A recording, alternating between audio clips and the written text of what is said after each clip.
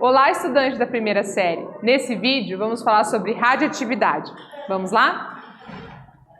Então, decaimento ou desintegração radioativa corresponde ao fenômeno de transformação de um átomo em outro por meio da emissão radioativa a partir de um núcleo instável. E na imagem a gente tem essa demonstração aqui, né? Um núcleo instável que vai emitir as suas partículas e aí, né, vai passar pelo processo de decaimento ou desintegração.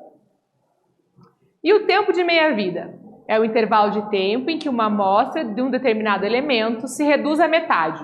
E esse intervalo de tempo também é chamado de período de semidesintegração de símbolo P. E aqui na imagem a gente está vendo, né, a passagem dos tempos de meia-vida e o decaimento aqui dos átomos radioativos presentes nessa amostra, né? Estão os pintadinhos aqui, são os radioativos que vão caindo pela metade a cada passagem aí do tempo de meia-vida.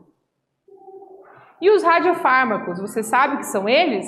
Então são substâncias químicas marcadas com algum radioisótopo, né, os isótopos instáveis de algum elemento, e são reconhecidos pelo organismo como similares às produzidas por um órgão ou tecido. E aqui a gente tem um frasco, né, de um radiofármaco, veja aqui o símbolo, né, de radioatividade no rótulo.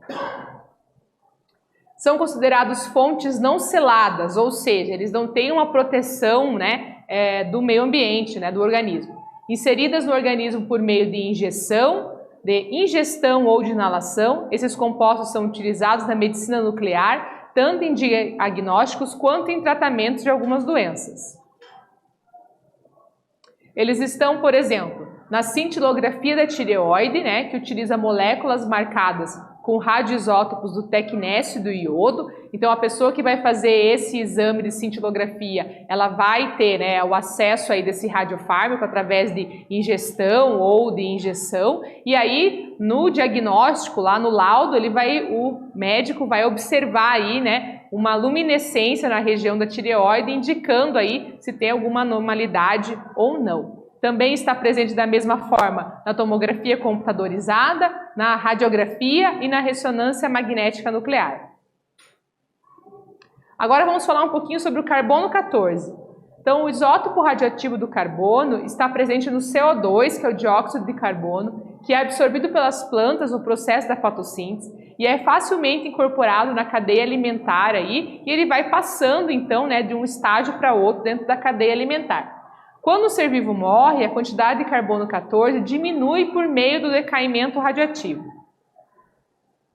Sabe-se que o tempo de meia-vida do carbono 14 corresponde a 5.730 anos. Ou seja, se um organismo vivo morreu há 5.730 anos, terá a metade da massa, né, de carbono 14 do que quando ele estava vivo. Dessa forma, os cientistas conseguem prever a idade de um artefato arqueológico, como, por exemplo, a idade dos sarcófagos egípcios, das múmias e de outras coisas encontradas aí, né, nas pirâmides, por exemplo, desde que esses objetos tenham aí, né, matéria orgânica, tenham a presença de carbono na sua composição. E a datação do carbono 14 também é utilizada para validar a veracidade de quadros, vasos e outros objetos.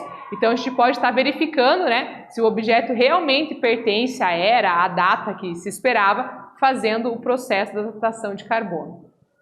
O potássio 40 é utilizado também para fazer a datação, né, de fósseis ou artefatos quando esses têm mais de 65 milhões de anos, pois torna-se mais preciso a utilização de isótopos radioativos, né, desse mineral do que o carbono 14, que numa idade de 65 milhões de anos já não está mais presente na amostra. E aqui nessa imagem a gente tem aqui um fóssil, né, que foi datado através aí do potássio 40. Nesse vídeo nós falamos sobre radioisótopos. Espero que vocês tenham gostado e até breve!